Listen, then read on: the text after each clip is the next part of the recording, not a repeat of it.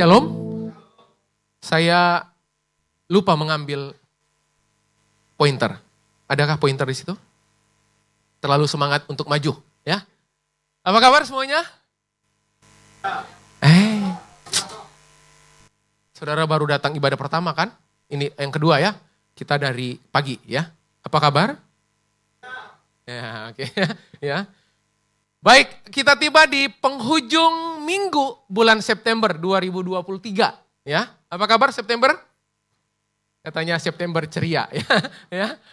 Nah, sepanjang 1 bulan ini sejak minggu pertama di bulan September tentunya saudara udah banyak sekali belajar pembahasan sepanjang minggu pertama dari September sampai di minggu terakhir ini. Kita udah belajar banyak, kita udah diberkati, kita udah ditolong, kita udah diperlengkapi, kita udah diajar tentang pembapaan. Nah, sebagai penutup di bulan ini, penutup tema di bulan ini, bulan depan udah gak ada lagi. Bilang, bulan depan udah gak ada lagi. Kasih tahu kanan kirinya, bilang, bulan depan udah gak ada lagi. Kasih tahu kanan kirinya. Bilang, hei, bulan depan udah ganti. Hei, bulan depan udah gak ada lagi ya. Ya. Nah, siang hari ini saya akan menutup rangkaian khotbah tematik sepanjang bulan September tentang fathering. Dan di kesempatan siang hari ini saya mau tutup dengan topik The Journey of Fathering. Baik, itu tanda kita mulai. Ya, itu tanda kita mulai ya. Kita akan sama-sama belajar ya. The Journey of Fathering. Nah, sebelum saya ke situ, ya sebelum saya masuk pada topik ini adalah menarik untuk kita melihat bahwa ada seseorang yang kemudian menulis dalam sebuah tulisan, ya saya nggak sempat sampaikan ini pada yang pertama, karena saya baru menemukan di menit-menit akhir menuju mimbar ini, ya. Dia menulis ada beberapa tanda pemimpin yang insecure. Nah, yang menarik adalah waktu saya mencermati, wah, seru juga ini ya. Ya, sekaligus cross check, bilang sama-sama cross check. Ya. Nah, ada beberapa tanda, banyak banget tanda-tanda pemimpin yang insecure ditulis di situ. Dia seorang pastor, senior pastor dari sebuah gereja yang ada di kota North Carolina, ya, di kota Amerika, ya. Nah, dia menulis ada beberapa tanda, tapi saya nggak mungkin membacakan semua tanda-tanda ini. Tapi ada beberapa tanda menarik untuk kita cermati sekaligus kita cross check. Ya. Nah, ada beberapa tanda seorang pemimpin yang nggak aman. Seorang pemimpin yang insecure. Bilang dulu sama-sama, ini waktunya cross check. Nah, okay. Yang pertama, ya, saya udah terjemahkan sebisa mungkin dengan bahasa saya. Ya. Yang pertama dia berkata gini, pemimpin yang insecure itu gini, Anda melihat orang bekerja untuk Anda dan bukan bersama Anda. Wow. Baru pertama langsung, waduh, ini gimana ya? Sekali lagi dia menulis yang pertama bahwa Anda melihat orang bekerja untuk Anda. Artinya gini, orang itu di bawah Anda bukan sejajar, bukan di samping Anda sebagai partner. Nah, apa akibatnya? Dari poin pertama jelas. Kalau kita memandang, kita melihat orang yang bekerja untuk kita, kita akan using dia sebisa, semau, dan sekuat kita. Akhirnya kita using people. Setuju? Tapi kalau saudara bekerja bersama orang itu, ada spirit partnering di situ. Ada spirit kolaborasi di situ. Bagaimana dengan poin pertama? Wajah saudara, puji Tuhan Gojef. Lewat. Baik, kita masuk pada poin kedua. Ya. Dia juga menulis, bagus banget. Dia berkata gini, tanda berikutnya, insecure leaders, dia berkata. Setiap orang yang menolak salah satu ide Anda, secara otomatis dicap sebagai tidak setia. Wah. Tanya lagi kanan kirinya. Tanya gini, kamu kayak gitu enggak?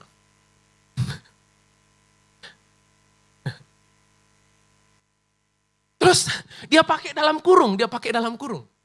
Nah, saya mau baca yang dalam kurungnya ya. Ini bagus banget. Karena bagi Anda, kesetiaan didefinisikan sebagai mencintai semua yang saya katakan dan lakukan. Jadi nggak boleh orang itu beda sama kita. Nggak boleh orang itu berbeda ide dengan kita. Nggak boleh. Saudara berkata gini, puji Tuhan, lewat. Coba nomor 3. Aduh, kusin dari parkiran udah semangat banget kebutnya. Yang ketiga, saya nggak akan baca semua ya. Bagi yang mau, nanti selesai ibadah, saya kasih linknya. Ya. Oke, yang ketiga dia tulis segini. Setiap kali seseorang mulai mengatakan sesuatu yang baik tentang orang lain, pokoknya ada orang yang jadi influencernya teman-teman. Pokoknya dia cerita hal yang baik tentang Anda, dia bantu, dia promote Anda gitu ya. Lalu pemimpin yang insecure itu begini, setiap kali seseorang mulai mengatakan sesuatu yang baik tentang orang lain, Anda harus selalu menjadi orang yang berkata. Anda harus selalu menjadi orang yang berkata, iya. Tetapi yang Anda tidak ketahui tentang mereka adalah langsung dicacatin. Tanya lagi kanan kiri, kamu kayak gitu enggak?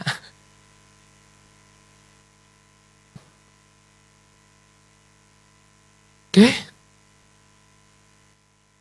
Nomor 3 lewat. Yang keempat. Ini bagus banget. Yang keempat, tanda berikutnya dari pemimpin yang insecure, dia berkata gini, Anda cemburu ketika seseorang di tim Anda menerima penegasan publik apapun, tetapi Anda tidak disebutkan sama sekali. Kok dia lagi, kapan aku lagi? Anda marah, Anda cemburu. Masih ingat perasaan Saul? Ketika dikatakan Saul telah membunuh ribuan, tapi Daud puluhan ribu. Apa yang terjadi? Dimulailah perjalanan panjang, pengejaran. Nah, tahu nggak Bapak Ibu rekan-rekan? Bapak rohani itu hadir dengan spirit mengantar orang-orang yang dia pimpin menggenapi kehendak Allah dalam kehidupannya. Amin. Saya yakin banget sejak minggu pertama, saudara udah belajar tentang kenapa pembapaan penting. Oke? Nah, berapa banyak saudara yang hari ini di ruangan ini yang udah punya bapak rohani. Jangan ngaku-ngaku, yang yakin. Wah, kok usin itu. Coba cara ngangkatnya modelnya kayak gitu. Udah yakin banget ya. Tinggi. Lambaikan tangan coba. Nah, buat saudara yang punya bapak rohani, ini pelajaran penting buat kita. Buat saudara yang belum punya bapak rohani, abis ini doa, cari. Sebab Tuhan janji, yang cari akan ketemu. Amin. Nah, mari kita lihat. Ya, musim-musim dalam perjalanan pembapaan. Buat saudara yang hari-hari ini punya hubungan yang ada gap dengan bapak rohani, yang lagi gak enak dengan bapak rohani, jangan cepat-cepat pisah. Ya, jangan cepat-cepat. Tahu gak? Otoritas itu alat yang Tuhan pakai untuk menumbuhkan kehidupan kita. Ada 3 alat yang Tuhan pakai untuk Anda bertumbuh. Yang pertama, kesulitan, penderitaan, kesulitan, kesesakan, persoalan, pergumulan. Itu Tuhan pakai untuk Anda bertumbuh. Tapi selain penderitaan, kesukaran, kesulitan, hal yang kedua yang Tuhan pakai untuk Anda bertumbuh adalah komunitas. Makanya ikut komunitas. Oke? Saudara nggak bisa bertumbuh dengan sendirinya, nggak bisa. Dan yang ketiga yang Tuhan pakai selain komunitas lewat kesulitan yang pertama. Yang ketiga yang Tuhan pakai untuk tumbuhkan kehidupan kita adalah otoritas. Amin. Makanya lihat, orang yang nggak submit sama otoritas, kering hidupnya. Garing, pertumbuhannya stuck, berhenti, kering. Kenapa? Nggak ada otoritas, nggak ada kuasa, nggak ada blessing yang Tuhan kasih dalam kehidupannya. Amin. Nah, mari kita lihat hari ini. Ada musim-musim dalam perjalanan pembapaan. Mari kita lihat.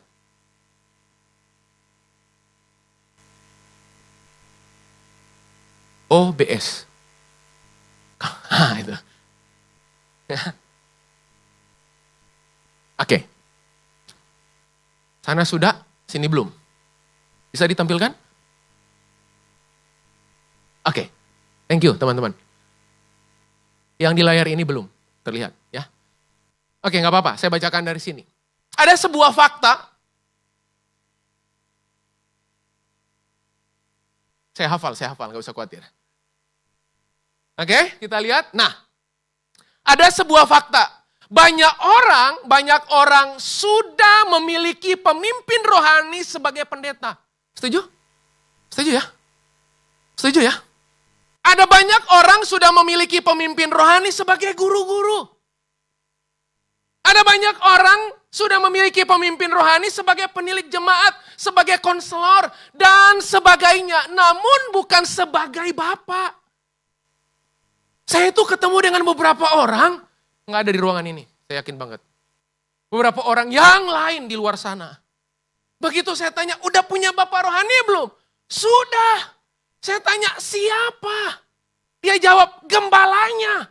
Saya bilang, kapan ketemunya? Nggak pernah. Waduh. Terus kenapa kamu bilang, kamu itu udah dibapai? Oh, dia kan pendeta saya. Loh.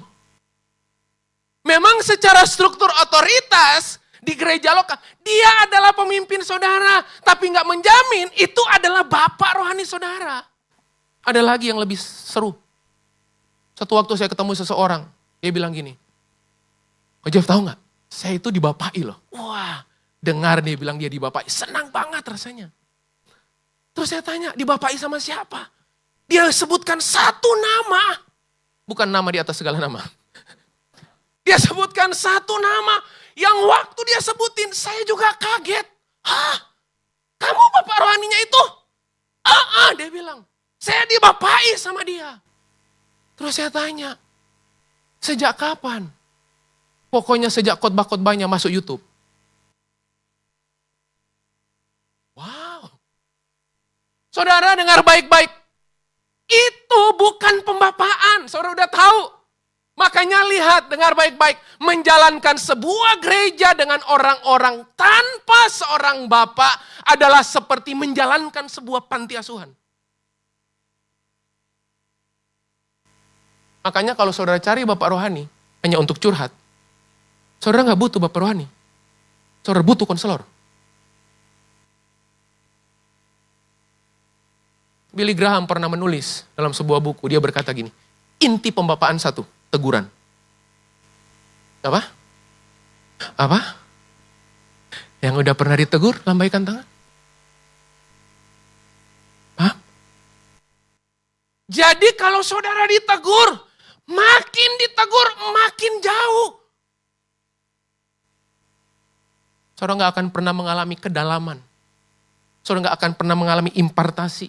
Saudara nggak akan pernah mengalami legacy dari bapak rohani saudara. Karena inti pembapaan itu, saudara ditegur. Nah pertanyaannya, kalau saudara ditegur, gimana responmu? Gimana hubunganmu? Gimana kedekatanmu? Harusnya makin ditegur, makin dekat. Tuh gak ada amin memang.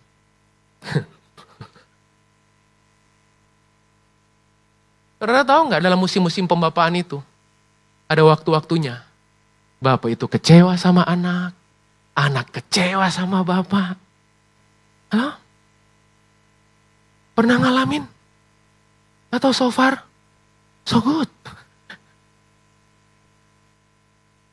Besar kemungkinan itu di permukaan.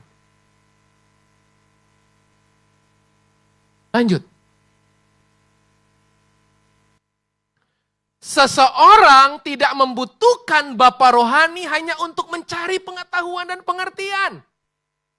Jadi kalau saudara cari bapa rohani, bangga lagi. Ketemu bapak model kayak gini, hikmat saya bertambah, pengetahuan saya bertambah, puji Tuhan. Tapi bapak rohani itu bukan hanya sekedar itu. Jika demikian halnya yang ia perlukan seorang guru atau mentor. Bapak memberikan pengalaman. Menarik Anda masuk dalam pengalaman itu. Bapak itu memberi kesempatan. Dan waktu gagal, Anda didampingi. Waktu gagal, Anda ditemani untuk disupport bangkit lagi. Kenapa? Karena hanya Bapak yang bisa melihat destiny. Dan meletakkan destiny.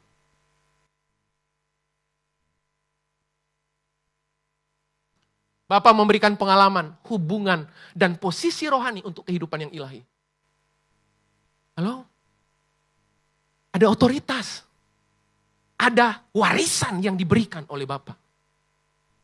Itu yang nggak diberikan konselor, itu nggak diberikan oleh guru, nggak diberikan oleh mentor, no. Hanya Bapak yang menaruh eksistensi, yang letakkan destiny untuk kehidupanmu. Dan bagaimana mungkin kita bilang kita nggak butuh Bapak? Oke, lanjut.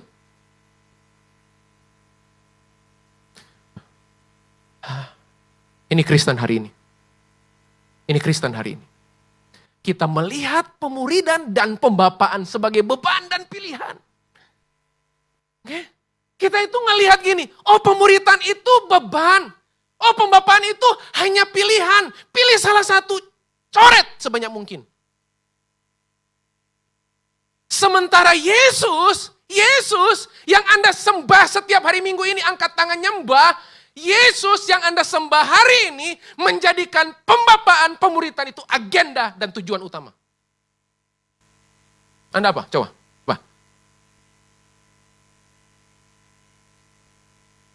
Mari berikan diri. Cari Bapak Rohani. Doakan. SMCC memfasilitasi semuanya.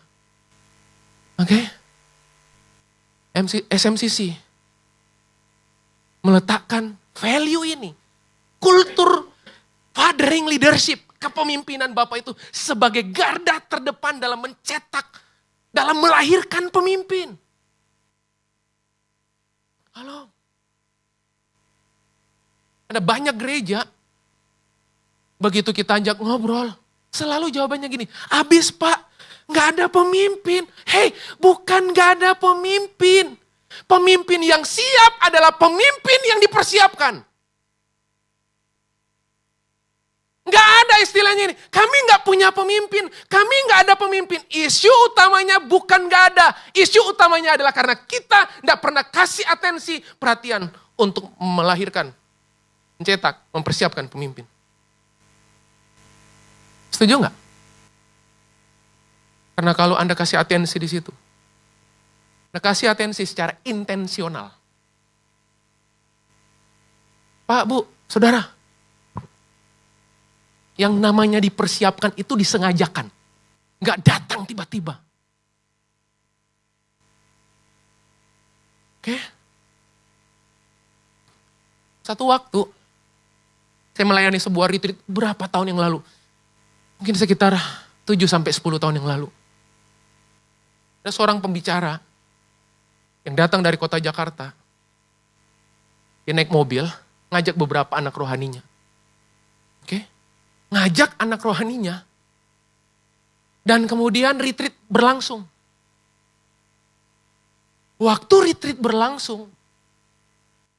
Dan di akhir dari retreat tersebut, biasa ada altar call. Karena ini retreat pemulihan. Dan kebetulan sesinya sesi pelepasan. Oke, dan betapa kagetnya saya. Begitu altar call terjadi, di altar call, lalu kemudian peserta itu lagi, wah pokoknya manifest. Anak-anak rohani yang masih sangat muda, terampil dalam melayani. Wah, saya kaget. Itu terampil dalam konseling, terampil dalam melayani. Tahukah saudara, orang-orang yang kayak gitu, itu nggak didapat di pasar. Enggak. Orang-orang kayak gitu itu dipersiapkan sejak awal. Makanya gini, banyak orang gak tertarik dengan pembapaan karena harga bayarnya lama dan panjang.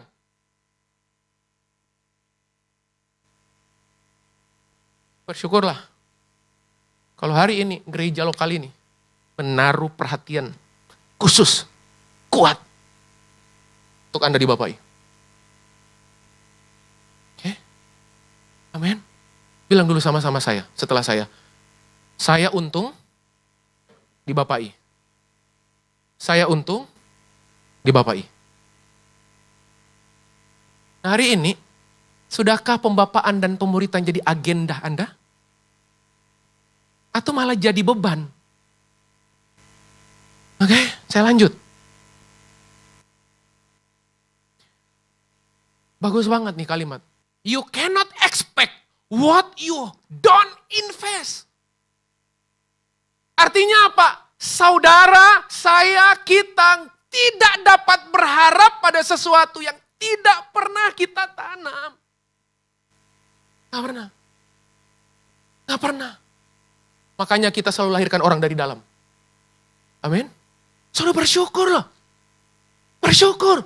Kita bangun orang, kita dedikasikan waktu, kita luangkan waktu, berproses bersama-sama. Kadang melihat kekecewaan, kadang berhadapan dengan kesulitan. Tapi bapak-bapak rohani itu gak lelah, gak berhenti untuk persiapkan.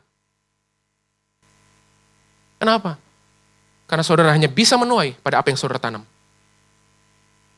Dan tanamnya berapa lama? Kita gak tahu lama. Lama. Saya cukup tahu diri. Saya hari ini ada. Itu karena ada tangan beberapa orang yang tabur sesuatu.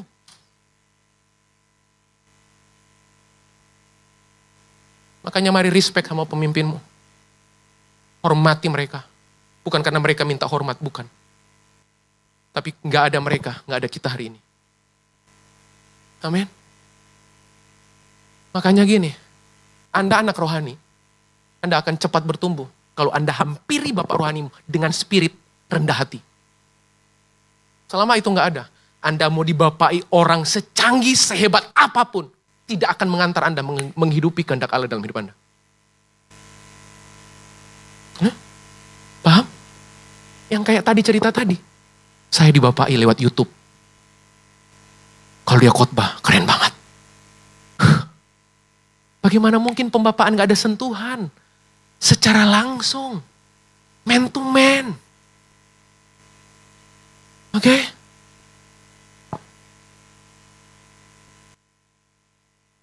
Nah, apa sasaran akhir dalam proses pembapaan?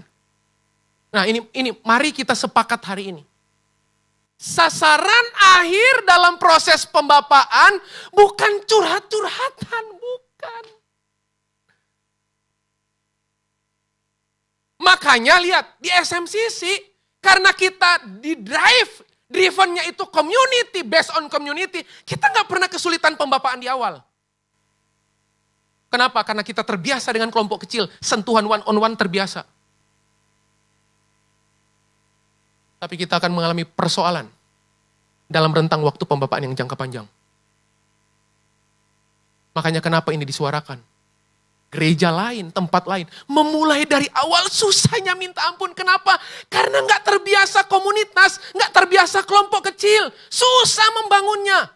Sementara kita mudah membangunnya. Kenapa? Karena sejak awal kita itu small, sejak awal kita itu didrive oleh kelompok kecil. Makanya begitu ketemu, kita gampang tuh. Setuju ya?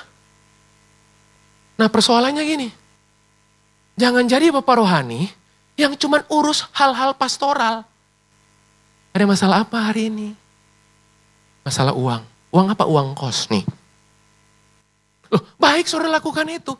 Tapi jangan sampai saudara jadi bapak rohani yang mutar-mutar di situ. Kok ingin tetap di situ? Setiap kali pembapaan yang ditanya, gimana? Ada masalah apa? Anda tanya 2000 kali. Anak rohani Anda selalu punya masalah. Dan kesibukan Anda urus masalahnya sampai Anda gak sibuk urus kehendak Tuhan. Antar dia mencapai, menggenapi apa yang Tuhan mau dalam hidupnya. Dan kita puas kan? Makanya gini, akhirnya kita terlatih. Kalau ada masalah cari. Kalau gak ada masalah cari. Gak cari siapa-siapa. Oh iya. Lah berarti saudara gak butuh bapak, saudara butuh konselor. Itu teguran aja baru level 1 tingkat kepedesannya. Mencelat. Baru level 1. Paham? Jadi sasaran akhir dalam proses pembapaan itu gini. 1 Tesalonika 2 ayat 11-12. Kamu tahu betapa kami seperti bapa terhadap anak-anaknya telah menasihati kamu. Telah menasihati kamu dan menguatkan hatimu seorang demi seorang loh. Tahu seorang demi seorang. Itu berarti lingkaran pengaruhnya, inner circle-nya, influence-nya itu gini, private. Nah kalimat berikutnya ayat 12. Dan meminta dengan sangat supaya kamu hidup sesuai dengan kehendakku. Enggak. Kehendak Allah. Bapak rohani, Anda bukan cuma terampil urus persoalan dia, tapi Anda mesti terampil melihat, terampil menelaah. Gimana caranya kehendak Tuhan dalam hidupnya, itu Anda antar. Makanya Paulus bilang, meminta dengan sangat. Tahu meminta dengan sangat? Urgent. Meminta dengan sangat. Kasih atensi. Meminta dengan sangat. Krusial. Meminta dengan sangat. Itu sesuatu yang gak boleh gak. Meminta dengan sangat supaya kamu hidup. Saya ini loh hidup sesuai dengan kehendak Allah. Dan saya menyerahkan diri untuk hal itu. Amin. Makanya sulit kalau saudara udah gak bisa percaya bapak rohanimu. Kemajuanmu hanya sejauh kepercayaanmu. Pertumbuhanmu hanya sejauh kemajuanmu. Kemajuanmu hanya sejauh keyakinanmu, kepercayaanmu. Anda hanya akan maju sejauh Anda memberdayakan diri Anda loh. Oh iya, ingin maju. Berdayakan diri. Dan salah satu orang yang akan latih Anda diberdayakan, itu Bapak rohani. Oke? Ayo rendah hati yuk. Serahkan diri yuk. Dia mungkin punya banyak kekurangan. Dia mungkin banyak kelemahan. Tapi Anda harus belajar. Oke? Belajar. Merendahkan hati. Karena dari situlah pertumbuhan.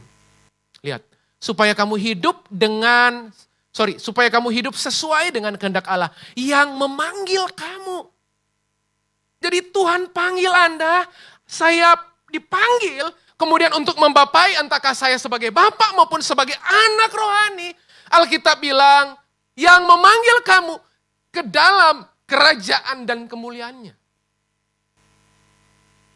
Jadi bapak-bapak rohani dengar baik-baik.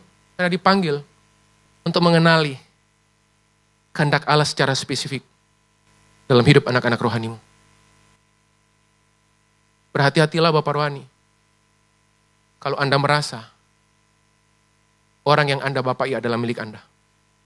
Itu jebakan pembapaan. Halo?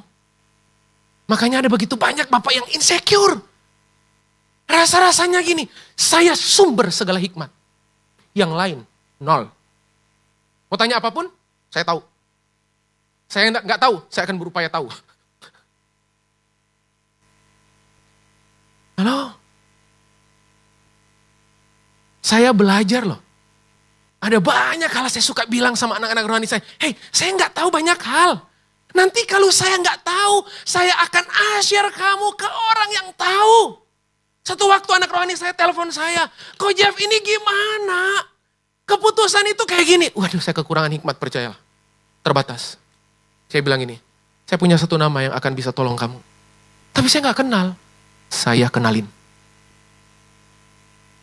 Terhubung terakses sampai hari ini. Dan saya senang melihatnya. Oke? Jangan peluk mereka milik Anda. Hei, lepaskan mereka, itu punya Tuhan. Oke? Makanya jangan cukup membapai itu hanya sekedar kedekatan emosional toh. Itu penting, itu harus Anda ngalamin itu. Tapi gak berhenti di situ. Anda harus tolong orang yang Anda pimpin untuk kenali maksud Tuhan di sisa waktu, sisa usianya untuk dia hidupi panggilannya. Oke? Itu loh sasaran akhir proses pembapaan. Supaya kamu hidup sesuai dengan kehendak Allah. Saya mau tutup. Ada 3 musim dalam perjalanan pembapaan. Oke, yang pertama. 1 Timotius 4 ayat 14. Ada 4 musim, ada 3 musim. Oke, ada 3 musim dalam perjalanan pembapaan. Habis ini, yuk kita kerjakan bersama-sama. Saya nggak masukkan pertumbuhan rohani di area apa. Disiplin rohani, prinsip dan nilai, itu kita udah praktekin.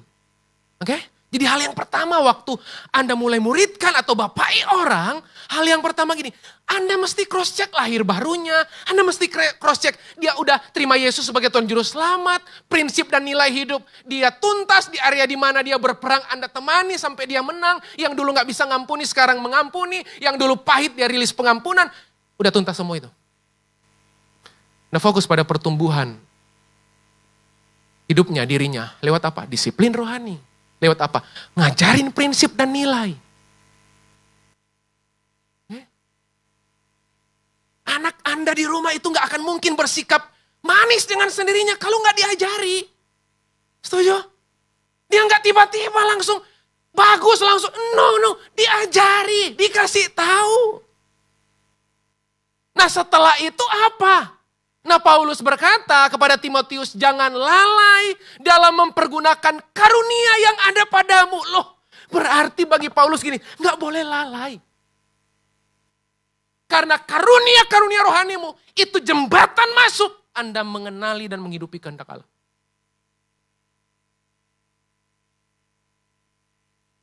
Yang telah diberikan kepadamu oleh nubuat dan dengan penumpangan tangan sidang penatua. Loh, yang kasih itu, yang mengenali itu, yang menemukan itu, Bapak rohani, otoritas rohani.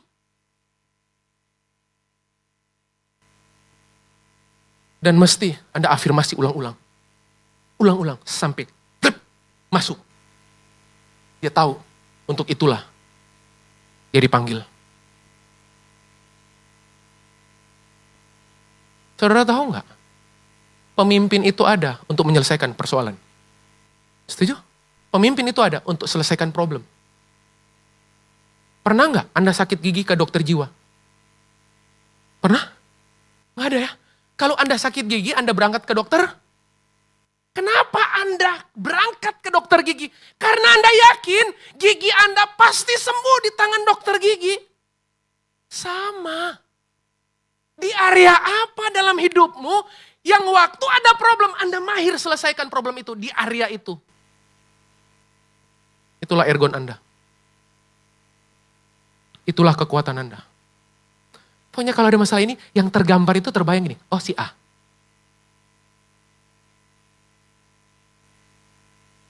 Dulu zaman kuliah ada mata kuliah ergonomi ya. Ya, teknik industri itu ada ergonomi. Itu dari bahasa ergon. Ergon. Artinya apa? Kerja yang menghasilkan buah. Jadi perhatikan caranya gini. Coba list item apa yang ini. Setiap kali ada item itu Anda mahir selesaikan. Nah besar kemungkinan itu titik picu. Anda itu tahu itu strength Anda. Jadi jangan sampai gini, itu ada problem. Dan setiap kali saya datang, problemnya makin runyam. Enggak. Di area mana Anda bisa selesaikan problem? Pokoknya gini, kalau ada itu, Anda ada, beres. Ada itu, ada Anda, beres. Pokoknya beres. Latihlah di situ. Jadilah terampil di situ. Kok Jeff, saya nggak tahu. Temuin Penuhi Bapak rohanimu. Isi tes karunia. Banyak di sini yang bisa. Ada Ko David di sini. Ada Dian. Ada siapa? Siapa? Ada bisa banyak. Temuin aja. Temukan. Loh saya sampai hari ini, saya itu punya file loh. Punya file anak-anak rohani saya itu loh. Setiap kali berganti waktu itu saya suka nongol. Saya suka mencet. Lihat. Oh karunia Sifoni itu ini. Makin dirasa-rasa. Apalagi ya. Oh si Agus yang main bass tadi tuh loh. Jadi waktu ngobrol bisa dirasa. Oh si Dimas itu loh. Oh itu ada datanya. Itu suka saya ngeliat. Paham? Kenapa? Karena saya bertanggung jawab mengantar mereka.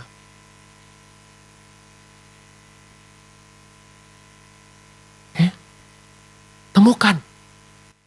Jadi supaya gini, tiap kali ketemu dia lagi curhat, gak apa-apa. Antar dia pada spesifikasi karunianya. Kalau Anda fokus ke situ. Nah kalau Anda gak fokus ke situ, begitu Fani datang, begitu si Uling datang, berasik masuk di situ. Muter. Sampai kapan? Gak apa-apa, bukan berarti gak boleh cerita masalah. Boleh. Oke? Lakukan afirmasi terhadap setiap potensi dan karunia-karunia rohani yang Tuhan anugerahkan dalam hidupnya. Karena di area di mana itu jadi ergonnya, di area itu dia pasti berbuah. Anda tinggal ngantar itu. Jadi asyar itu, kayak Anda di bawah tadi. Naik aja. Nggak perlu dia. Ini memang bukan ergonnya. Enak ya. Antar orang jadi hebat ya. Di mata Tuhan ya. Dia menghidupi kehendak Allah. Wow. Apalagi? Yang kedua. Yang pertama. Teguhkan. Afirmasi. Afirmasi itu gak boleh sekali. Berulang-ulang sampai makjelep. Masuk. Dia tahu identitasnya. Dia tahu destininya. Atas kehendak Tuhan dalam hidupnya. Baru yang kedua, tentukan. Tentukan, konfirmasi. 1 Timotius 4 ayat 13, sementara itu sampai aku datang bertekunlah dalam membaca kitab-kitab suci, dalam membangun dan dalam mengajar. Area-area tanggung jawab yang dipercayakan sehingga seseorang terampil. Seseorang itu terlatih, seseorang itu bertumbuh dalam ketajaman. Dia jadi terampil, dia jadi tajam. Dengan spesifikasi kerinduan, spesifikasi karunia-karunia rohani. Bagaimana mungkin kita bisa berdayakan seseorang sementara kita nggak tahu speknya apa? Makanya kita suka paksa untuk orang itu menghidupi kehendak kita. Bukan kehendak Tuhan atas dia. Kita using. Oke? Makanya kasih kepercayaan. Kok Jeff dia gagal lagi. Saya mau kasih tahu. Jangan main-main dengan orang gagal. Karena cerita bangkitnya akan lebih menggema daripada cerita suksesnya. Jadi begitu dia gagal, tunggu. Begitu Anda antar dia menang. Cerita bangkitnya itu jauh lebih menggema ke banyak orang daripada cerita suksesnya toh.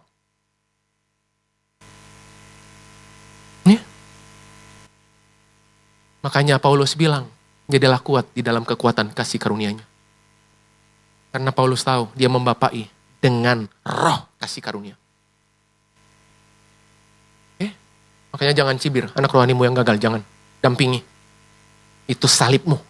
Ya, supaya nggak nyanyi. Salibmu, salibmu, selama mulia. Itu lagu Pantekosta lama ya. Saya tiba-tiba ingat. Ya. Terakhir. Terakhir. Teguhkan. Tentukan. Lalu tetapkan. Oke? Tetapkan itu bicara apa? Multiplikasi kehidupan, gaya hidup, tanggung jawab, destiny, kerinduan, panggilan, kehendak Allah. Itu harus dimultiplikasi. Jadi buat Anda yang kecanduan pembapaan dan hanya mau dibapai, bertobatlah. Bertobatlah. Sekali lagi ya, buat saudara yang kecanduan dibapai, tapi gak mau punya kerinduan membapai, bertobatlah. Kerinduan terbesar seorang bapak rohani adalah melihat orang-orang yang dia pimpin. Salah satunya kembali membapai. Makanya supaya ia hidup dalam kehendak Allah.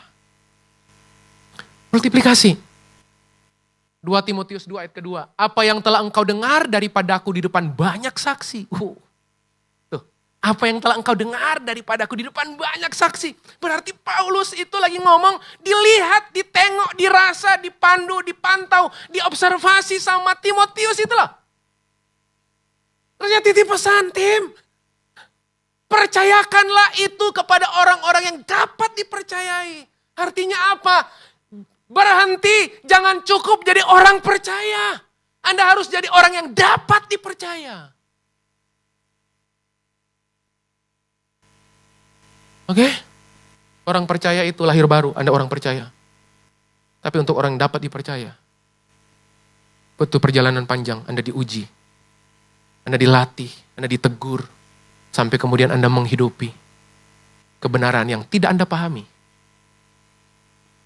Lihat di situ, otoritas untuk pergi. Bapai orang lain. Untuk pergi apa? Hidupi kehendak Allah. Otoritas untuk pergi menjadi representasi kerajaan Allah dimanapun. Menghidupi panggilan dan kehendak Allah atas hidupnya. Halo? Anak-anak rohani challenge Bapak rohani Anda. Oh, tolong berdoa. Di sisa waktu, di sisa usia, aku mau hidupi kehendak Allah. Tolong kasih tahu apa kehendak Allah dalam hidup kami. Doakan. Dampingi. Susah, sukar, sulit. Dan SS yang lain misalnya. Ya udah kita dampingi. Gak mampu, gak kuat, atau kurang hikmat. Datangi Bapak rohanimu. Yang di atasnya. Tanya, belajar. Oke? Habis. Tuhan Yesus memberkati, saudara.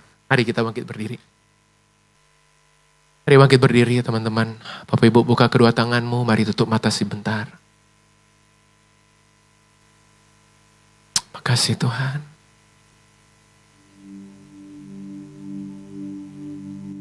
Kau bapak-bapak rohani, dengar baik-baik. Tuhan percayakan Anda untuk mengantar anak-anak rohani Anda menghidupi kehendak Allah. Tahukah saudara bahwa itu tanggung jawab yang mulia?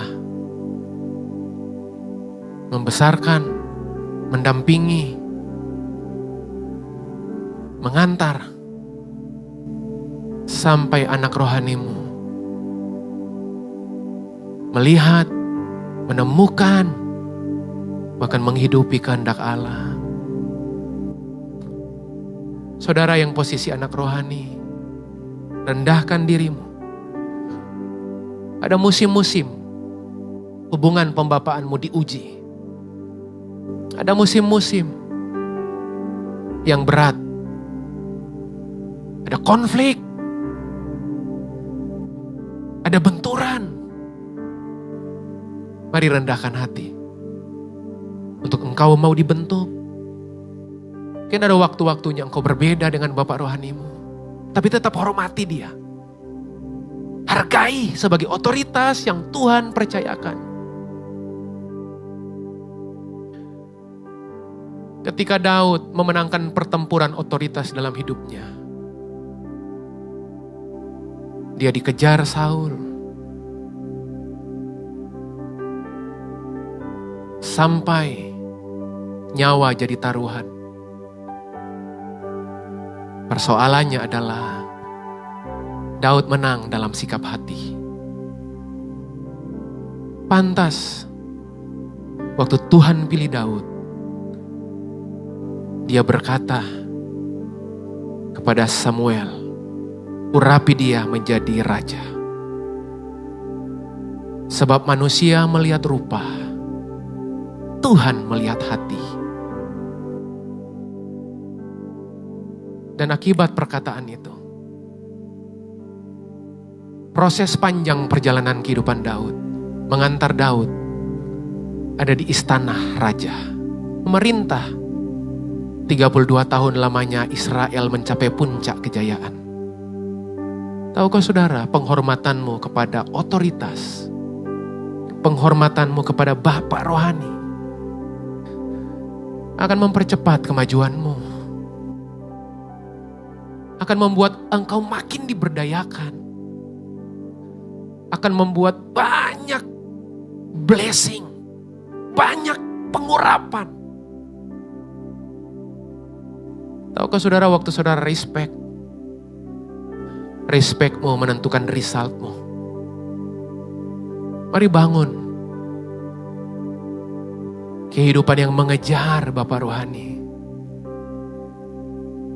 Kok Jeff, Bapak rohaniku sibuk.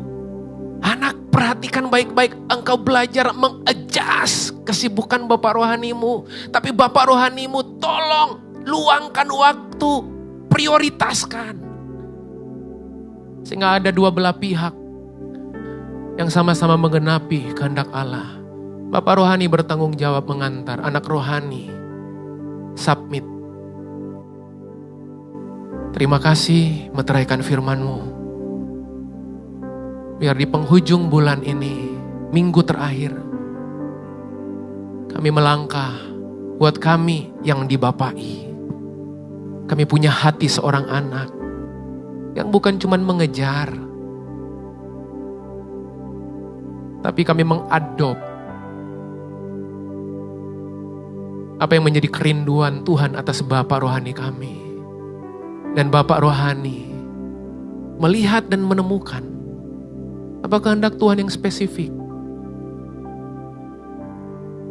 Paulus pernah berkata, sekalipun aku tidak datang, aku mendengar. Anak-anakku hidup dalam kebenaran. Hamba-Mu selesai, Tuhan Roh Kudus bantu, tolong. Impartasikan sendiri hati Tuhan buat setiap kami. Tolong kami di tengah-tengah ketidakmampuan, ketidaktahuan kami. Kami mau belajar Tuhan. Kami rendahkan hati kami. Untuk Tuhan pakai. Bapak, kami berdoa buat setiap bapak-bapak rohani di tempat ini. Aku melepaskan berkat, hikmat, tuntunan, pengurapan, keterampilan, ketangkasan, ketajaman dalam melihat setiap kehendak Allah secara spesifik dalam setiap anak-anak rohani kami. Kami antar mereka mengenapi semua maksud Tuhan. Terima kasih Bapak, terima kasih. Kami bersyukur buat siang hari ini. Hanya di dalam nama Yesus kami berdoa bersama berkata, amin. Silakan duduk. Silakan duduk.